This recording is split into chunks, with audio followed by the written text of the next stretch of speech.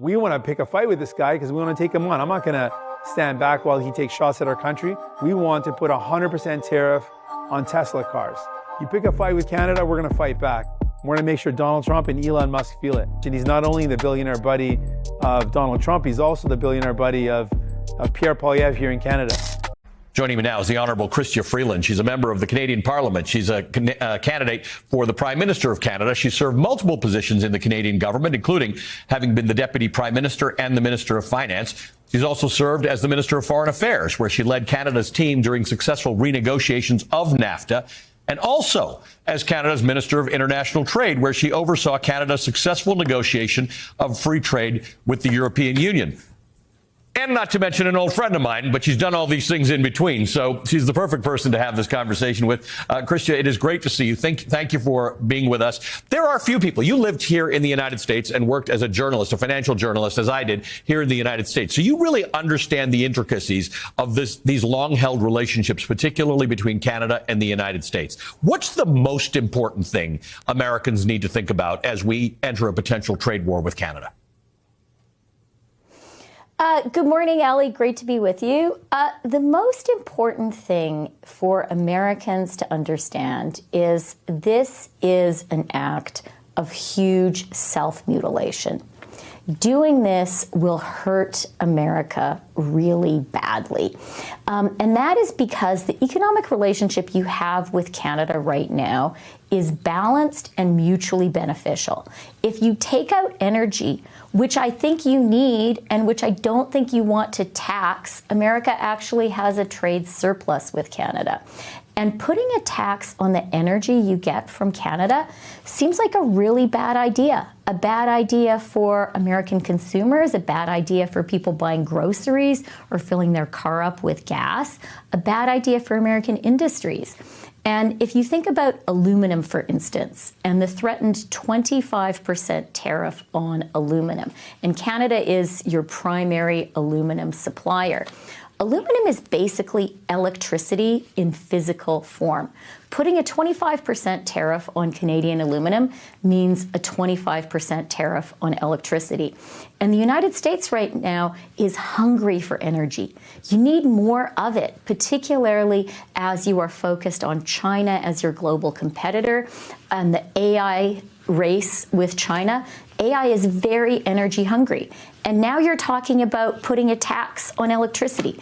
So my first message for Americans is this is just a really bad idea for you. It just doesn't make sense. You're going to hurt yourselves.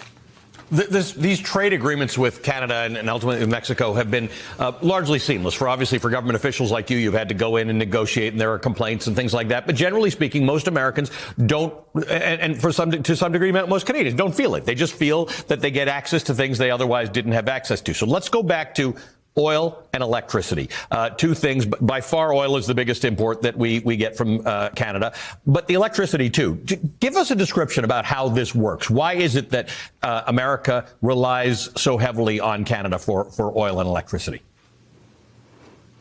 Well, I'll give you one example, Ali. If you didn't have Canadian electricity, the lights in your building right now might not be shining. And Trump Tower, you know, that famous escalator, it might not be operating because you get electricity from Canada for New York.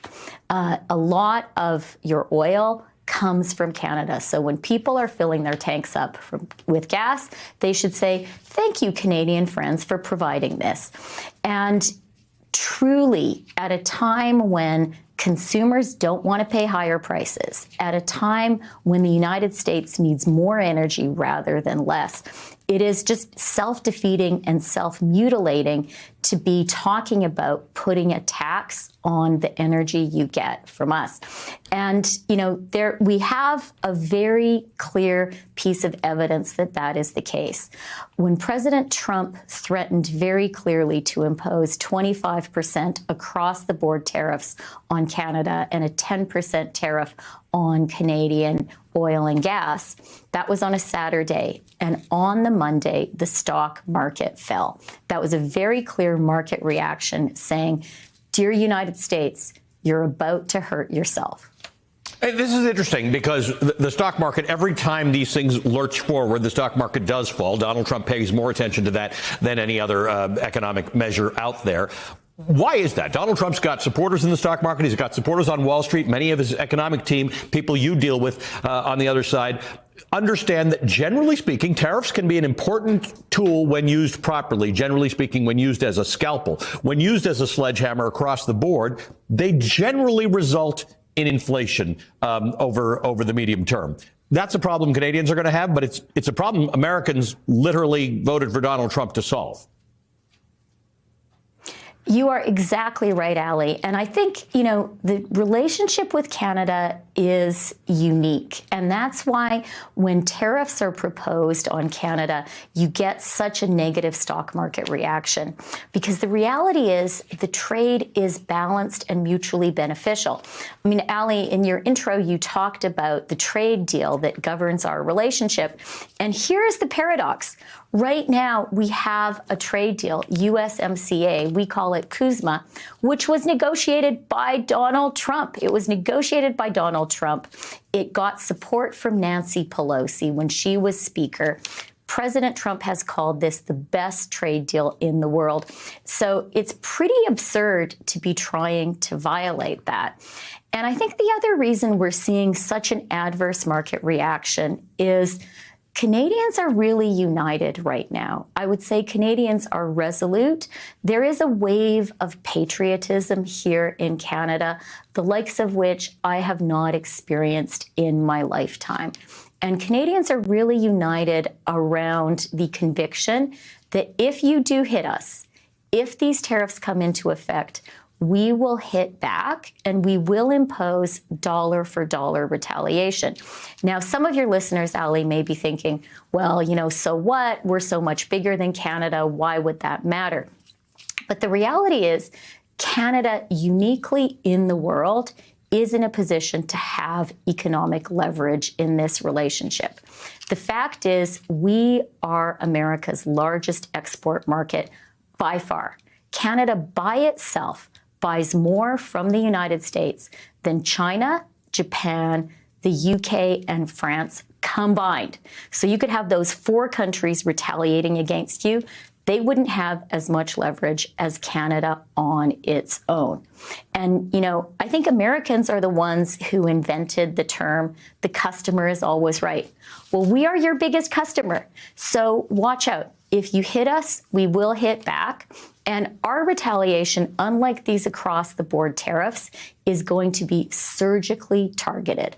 We're going to design it so we do the minimum harm to ourselves and have the maximum impact in the United States. And we are going to target constituencies that have particular influence in the White House. So one of the things I am proposing is a 100% tariff on Teslas. And I am inviting all the countries in the world that would be affected by these tariffs to join us. I think that would get us some attention in the Oval Office. I want to talk more about these surgical tariffs and the response that you're going to have after a quick break. Chrystia Freeland, former Canadian Deputy Prime Minister, former Minister of Finance, and many other things, is going to stay with us. We'll be right back. More. Rejoining me now, Chrystia Freeland, Canada's former Deputy Prime Minister and candidate for Prime Minister of Canada. I want to, Donald Trump often says tariffs are the best word in the English language. They're neither a good word nor a bad word. They're an instrument that can be used effectively. But when they're not used effectively, what you do is you force industries and countries to find other channels to sell their goods. In other words, the stuff that Canada sells to the United States, valuable stuff. Electricity, oil, resources, let's just discuss how this could unfold. And I want to read from something that you wrote in the New York Times earlier this week. These new import taxes are a turning point for Canada and the world because they suggest the United States is making an historic change in its understanding of who its friends. Of course, there's worry, but now Canadians are pissed off. Canadians on their own are already taking action. They're saying, we're going to buy Canadian, we're going to boycott American. And I want to acknowledge all the Canadians making that decision. Thank you for doing that. It's the right thing to do. We want to make it easier for Canadians to make that choice. So if you're making a big purchase, like buying a car, probably one of the biggest purchases in your life, we want to support Canadians who want to buy Canadian, $10,000 rebate if you buy a vehicle made in Canada. We're here in the automotive capital of Canada. I think it's very fitting to make that announcement to support Canadians who want to support workers building the important things that we have in our own country. So to do that, we're going to support you with a $10,000 rebate. Let's buy Canadian. Let's buy Canadian vehicles.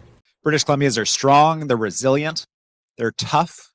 Canadians are the same. And there's no question we're up against a superpower. And if the president wishes to use the might of the United States to attack families in Canada with the aim of getting us to agree to be the 51st state, then he's going to do it. What I can tell him is, and what I can tell Americans is, that will only hurt Americans, and that will also hurt Canadians. It makes absolutely no sense. This is like family members fighting. This is longtime friends refusing to talk to each other. It is bizarre. We have so many shared priorities and interests and shared prosperity. But we will not back down just because the bully is more powerful and bigger than us. Canadians have never backed down because of that, and we're certainly not going to change that today. So, folks, you could see Canada is still fighting back. Here's what Trump wanted, I think, from this pause that we're still technically in, but he's dropping new tariffs and Canada's fighting back, is he wanted Canada to get scared and back down over this period. Or he wanted them to let their guard down, to think, oh, it's over, we have no point in fighting anymore, and then bam, he comes back a month later and it's the same old BS. But we're not seeing that. You see that from the different parties. You have the center-right Liberal Party, and that's kind of like the Mansion Cinema Party of Canada. And then you have the Jagmeet Singh, you have the kind of Bernie Sanders Party of Canada. They're saying, hey, we're actually going to fight back, and we're going to fight back not just against the United States broadly, because look, a lot of Americans don't deserve this. We have to fight back, but we feel bad doing so. Like Dave Eby said, it's almost like friends, family fighting. But we're also going to specifically target those most responsible. For example, Trump's second in command, or some say the real president, Elon Musk. So, guys, I know most of you are American. And I know most of you are in the broad camp of Americans who know this is insane.